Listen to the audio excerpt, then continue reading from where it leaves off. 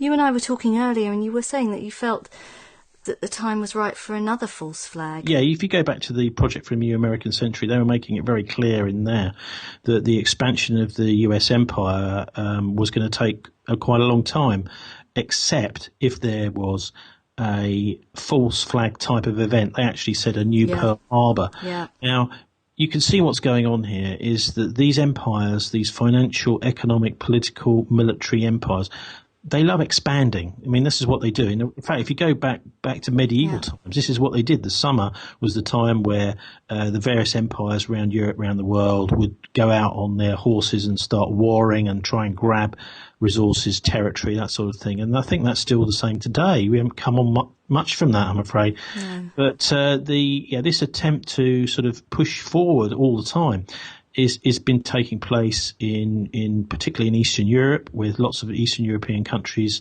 really going over to the IMF, coming friendly with the EU, joining NATO, this kind of thing. You've also seen in the Middle East the rolling over of many long-standing regimes like the Libyan regime, the Iraqi regime, in order to give. So it's all going at full pelt then, Tony. Maybe they don't need one. It hasn't. Recently, it has been blocked. There's been this brick wall come up, mainly from the Russians and Putin, and they have said basically you're not coming any further. Now, Iran and Syria were two countries on the list read out by Wesley Clark. 7 countries in 5 years.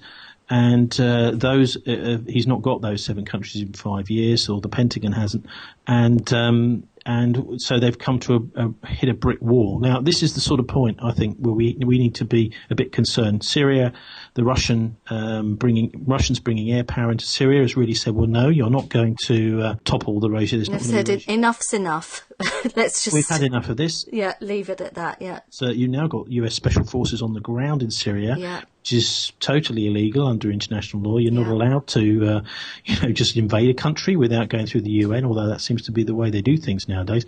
And then, of course, a similar sort of situation has developed in Eastern Europe, where the West is pushing so hard against these Eastern European countries, banging all the time against, trying to get more and more of them to come over to the Western side, that they're actually starting to be counterproductive. What's going on in the Western central Ukraine is people are starting to think, well, actually, maybe we're better off with the Russians, even though they're our historical empire that's controlled us. We're not happy with the other empire that's trying to take us over. So as they've been blocked by the Chinese in the South China Sea, they've been blocked by the Russians in Syria. They've been blocked in Donetsk and Ukraine by the Russians backing up the locals there.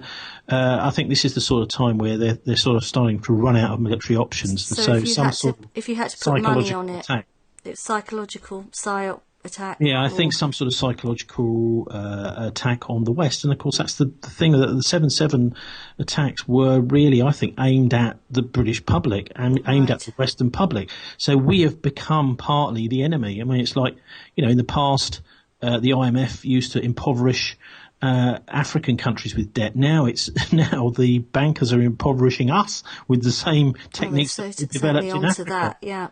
Yeah, so I think with the public in the West has now become, the enemy, the victims. We've seen all this surveillance with Edward Snowden, etc. Well, everything that we do is being looked at, and so much of our, internet passwords being spied on, all this sort of thing. So I just think that once the territorially the West hits a brick wall, then it's left with very little other option if he wants to keep. So they just pull the false flag out of the bag, and things will go for a few years a bit quicker.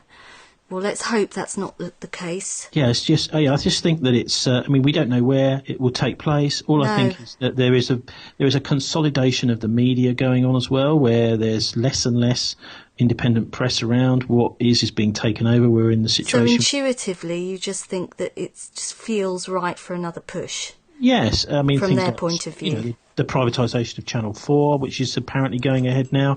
This is all a signal. I think that our independent press is starting to be very strictly controlled. One of the other things I've discovered, particularly through looking at the 7/7 attack, is the way that journalists often write stuff for a paper. I mean, Mark Hollingsbaum said to me on the phone after the 7/7 attacks, because I pointed out that you did this interview the day before where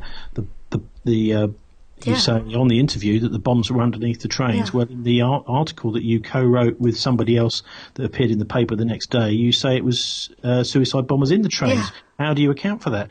And he paused for a few seconds and he said, well, all I can say, Tony, is not everything I submit as copy ends up in the next day's newspaper. Crumbs. So there is this interference really between what journalists write and submit as copy, and they don't, they might look at an article and see a few words change the next day that can be incredibly significant. So, I mean, who owns the printing presses? Who owns the transmitters? It's not us journalists. Sadly, no. So, Tony, that 7/7